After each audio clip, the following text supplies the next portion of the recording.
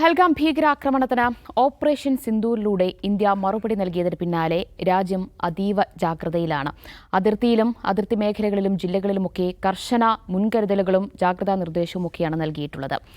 ഇന്ന് ചേർന്ന സർവകക്ഷി യോഗത്തിൽ ഓപ്പറേഷൻ സിന്ദൂർ തുടരും എന്നാണ് കേന്ദ്ര സർക്കാർ പ്രതിപക്ഷ പാർട്ടികളെയൊക്കെ അറിയിച്ചിട്ടുള്ളത്. അതിന് പിന്നാലെ തന്നെ ഇന്നിപ്പോൾ പാകിസ്ഥാന്റെ പ്രകോപനം അതിർത്തിയിൽ അതിശക്തമായി തന്നെ തുടരുന്ന ഒരു സ്ഥിതിയുണ്ട്. ഏറ്റവും ഒടുവിൽ ലഭ്യമാക്കുന്ന വിവരങ്ങൾ പാകിസ്ഥാൻ നടത്താൻ ശ്രമിച്ച, അതായത് ഇന്ത്യയിലെ 15ഓളം സൈനിക കേന്ദ്രങ്ങൾ ലക്ഷ്യമിട്ട് പാകിസ്ഥാൻ നടത്തിയ ആക്രമണ ശ്രമം അത് വിജയകരമായി തന്നെ ഇന്ത്യ പ്രതിരോധിക്കുകയും തിരിച്ചടിക്കുകയും ചെയ്തിരിക്കുകയാണ്. പാകിസ്ഥാനിലെ പ്രധാന നഗരങ്ങളിലൊക്കെ ഇന്ത്യ ആക്രമണം നടത്തിയിരിക്കുന്നു എന്ന വിവരങ്ങൾ വരുന്നു. ലാഹോറിലെ വ്യോമ പ്രതിരോധ സംവിധാനം റഡാറുകളടക്കം ഇന്ത്യ പൂർണ്ണമായും നശിപ്പിച്ചു കളഞ്ഞിരിക്കുന്നു എന്ന തരത്തിലൊക്കെയുള്ള റിപ്പോർട്ടുകൾ പുറത്തുവരികയാണ്.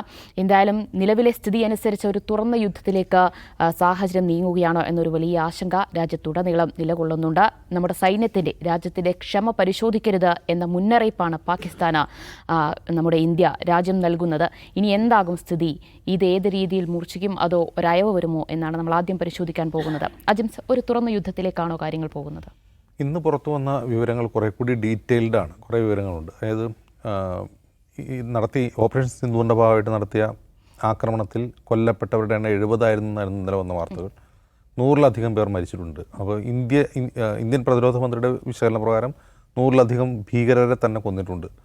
അതിൽ ഒരാൾ ഈ മസൂദ് അസറിൻ്റെ അബ്ദുൾ റൌഫ് അസറാണ് എന്ന വിവരവും പുറത്തു വരുന്നുണ്ട്. അത് പാകിസ്ഥാൻ കൺഫേം ചെയ്തിട്ടില്ല, വേറെ രീതിയിൽ വെരിഫൈ ചെയ്തിട്ടില്ല, പക്ഷേ അത്തരം വിവരങ്ങളും പുറത്തു വരുന്നുണ്ട്.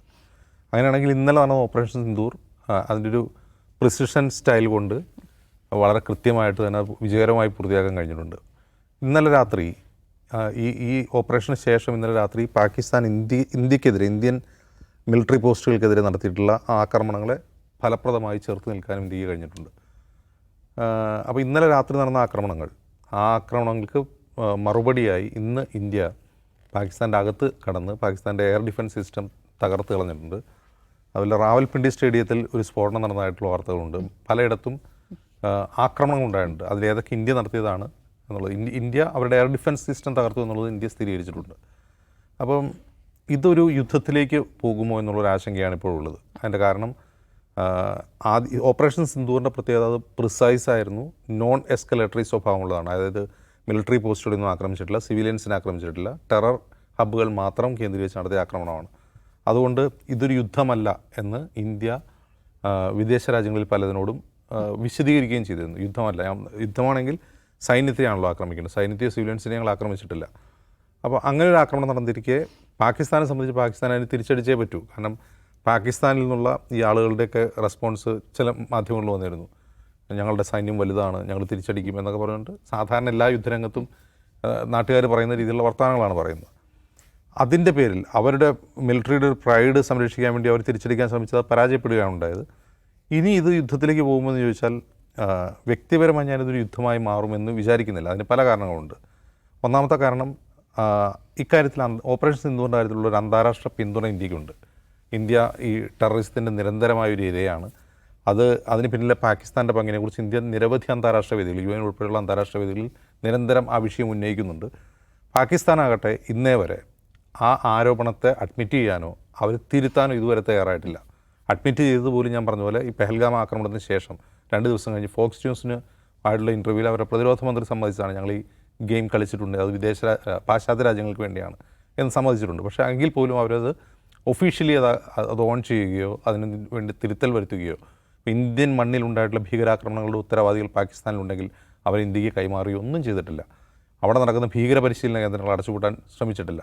നയപരമായി തന്നെ, പോളിസിപരമായി തന്നെ ഈ ഭീകരതയെ സപ്പോർട്ട് ചെയ്യുന്ന പാകിസ്ഥാൻ നിലപാട് അവർ പിൻവലിച്ചിട്ടുമില്ല. എന്നിരിക്കെ ഇന്ത്യക്ക് അന്താരാഷ്ട്ര പിന്തുണയുണ്ട് ഓപ്പറേഷൻ സിന്ദൂറിൻ്റെ കാര്യത്തിൽ. ഇനി ഇതൊരു യുദ്ധത്തിലേക്ക് പോകരുതെന്ന് ആഗ്രഹിക്കുന്നവരാണ് വൻശക്തി രാഷ്ട്രങ്ങൾ. അത് അമേരിക്ക ആയാലും UK ആയാലും ഫ്രാൻസ് ആയാലും അക്കാര്യം ഇന്ത്യയും പാകിസ്ഥാനെയും അറിയിച്ചിട്ടുണ്ട്.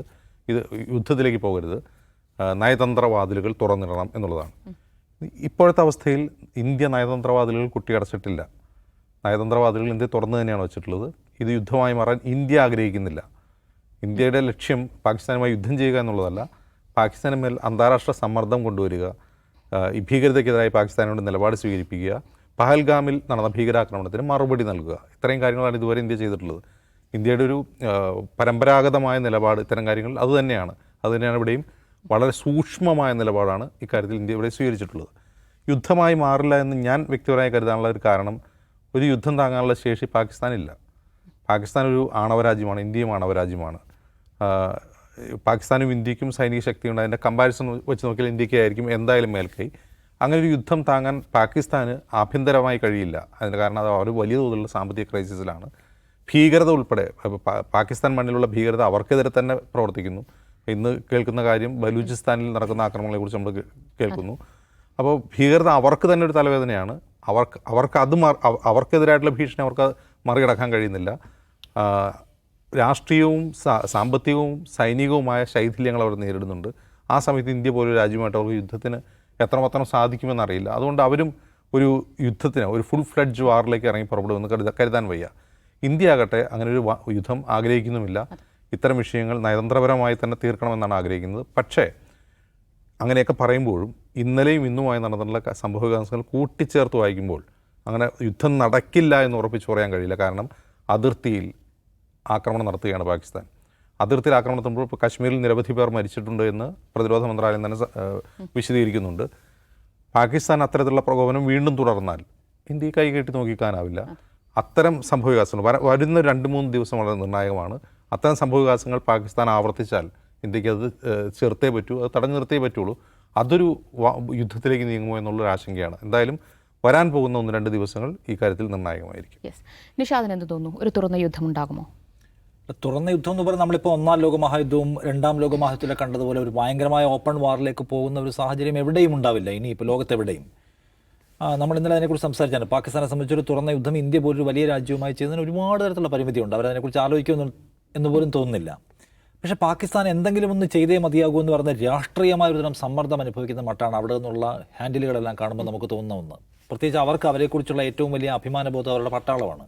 അവിടുത്തെ ഏറ്റവും വലിയ വൈകാരികമായ ഫാക്ടർ എന്ന് വെച്ചാൽ പട്ടാളമാണ്. പട്ടാളത്തെക്കുറിച്ച് പറയുമ്പോൾ പാകിസ്ഥാനികൾക്ക് ഭയങ്കര ആവേശമാണ്. ആ പട്ടാളം ഇന്ത്യ എന്ന് പറഞ്ഞാൽ അവരുടെ ബദ്ധവൈരികളോട് നാണം കെട്ട് മുഖം കുനിച്ച് നിൽക്കുന്നു എന്ന പ്രശ്നം അവിടെ ഒരു വലിയ ഡിസ്കഷൻ പോയിൻ്റായിട്ട് നിൽക്കുകയാണ്. അതുകൊണ്ട് പട്ടാളത്തിന് അവരുടെ പ്രൈഡ് തിരിച്ചു പിടിക്കാൻ, ഒപ്പം ജനങ്ങളോട് ഞങ്ങൾ അക്കൗണ്ടബിൾ ആണെന്ന് സ്ഥാപിക്കാൻ ഒരു പക്ഷേ എന്തെങ്കിലും ഒന്ന് ചെയ്തു കൂട്ടേണ്ടി വരുമായിരിക്കും.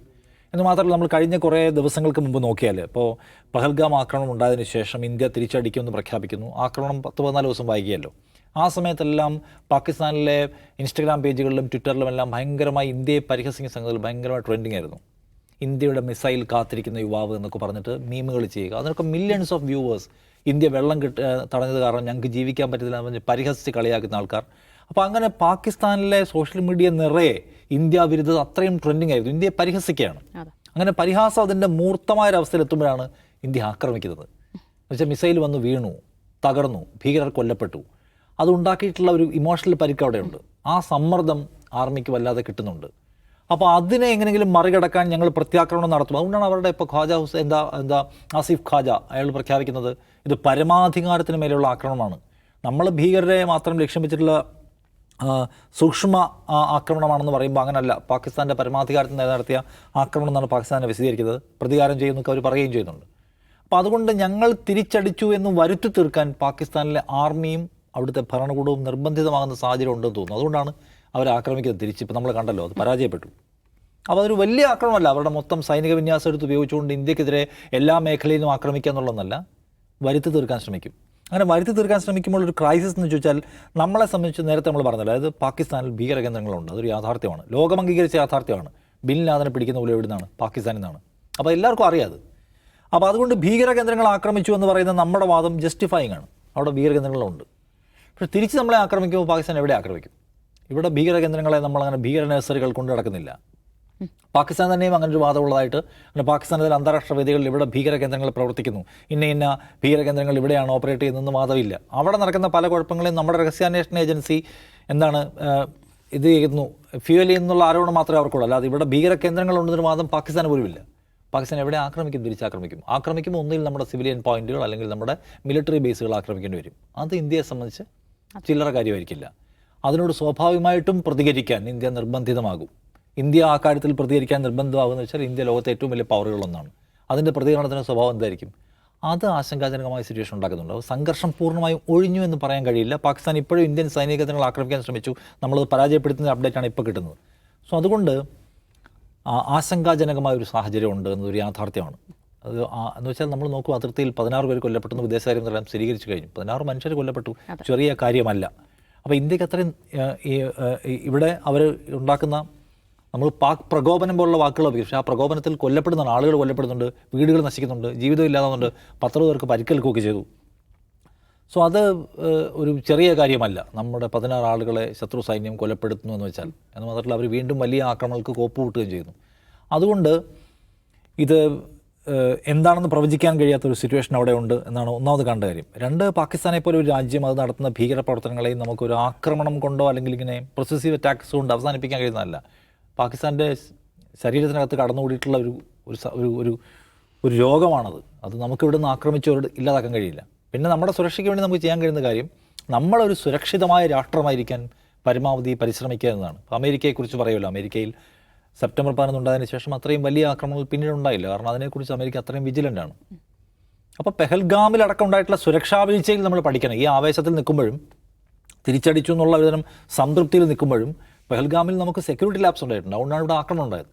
ഇനിയും തിരിച്ചു വരാതിരിക്കാൻ, കാരണം പാകിസ്ഥാൻ ശ്രമിക്കുക എങ്ങനെയൊക്കെ ആയിരിക്കും. ഇപ്പോൾ തന്നെ മസൂദ് അസർ ഞങ്ങൾ പ്രതികാരം ചെയ്യുമെന്ന് പ്രഖ്യാപിച്ചാൽ കേൾക്കുന്നുണ്ട്.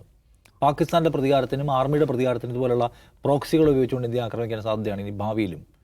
അവരുടെ ഭീകര സംവിധാനങ്ങൾ ഉപയോഗിച്ചുകൊണ്ട് ഇന്ത്യയുടെ പട്ടണങ്ങളിൽ ബോംബ് പൊട്ടിക്കാനും ആക്രമിക്കാനും അതുപോലെ തോക്കെടുത്ത് വരാനൊക്കെയുള്ള സാധ്യത ഇനിയും കൂടുതലാണ്.